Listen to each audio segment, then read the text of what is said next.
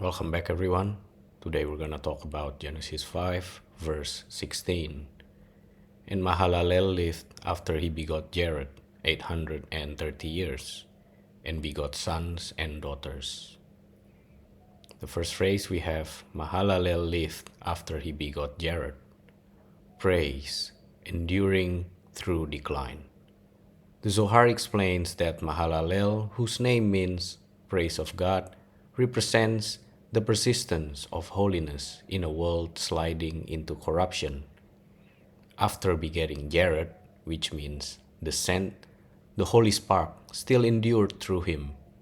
His 830 years symbolize a long stretch of preserved light, sustaining the seed of righteousness through an era when humanity was descending further into idolatry and violence.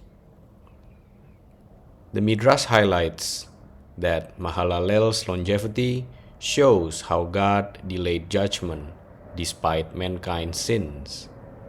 Though Jared's name already hinted at the fall, God allowed Mahalalel to live many centuries so the righteous line would continue unbroken. The next phrase we have 830 years. Numerological symbolism. 830 equals to 83 times 10. The number 83 is linked in Gematria to Mahalah, means illness. This reflects that Mahalalel's era carried both praise and sickness. Holiness endured, but corruption spread like a disease among the masses.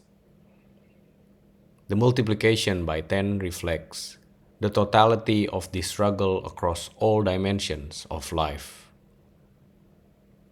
At the same time, 83 is also associated with strength through prayer.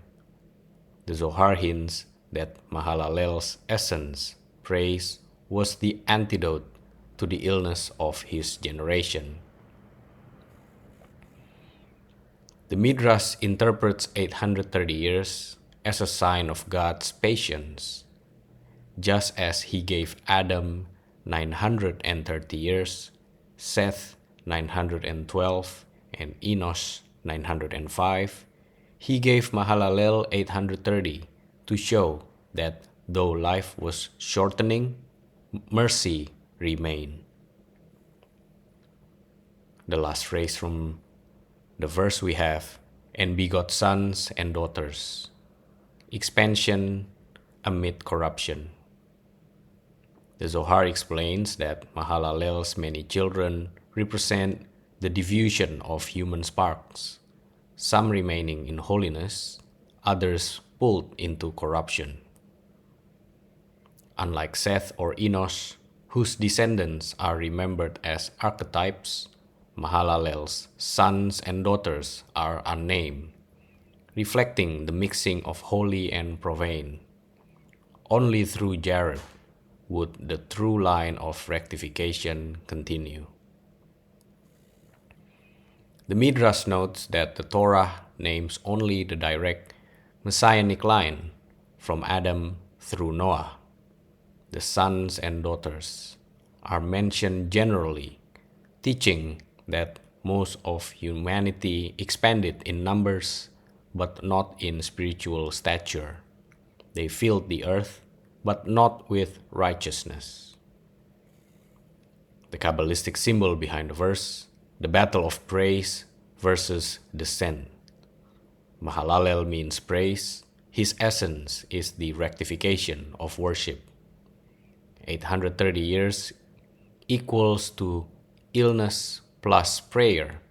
Humanity was spiritually sick, but praise preserved a remnant.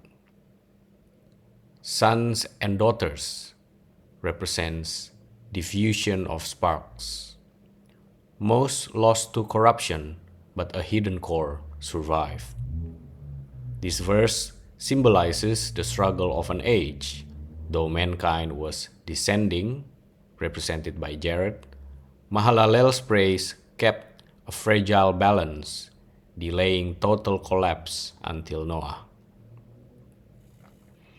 The lesson from the verse, Mahalalel embodies the truth that praise is the cure for a sick world. Though corruption spread in his day, his long life and hidden line of righteousness sustain the covenant, preparing for the generations to come. That's it for today. Thank you very much for your donation. Be blessed, everyone, and I will see you on the next episode.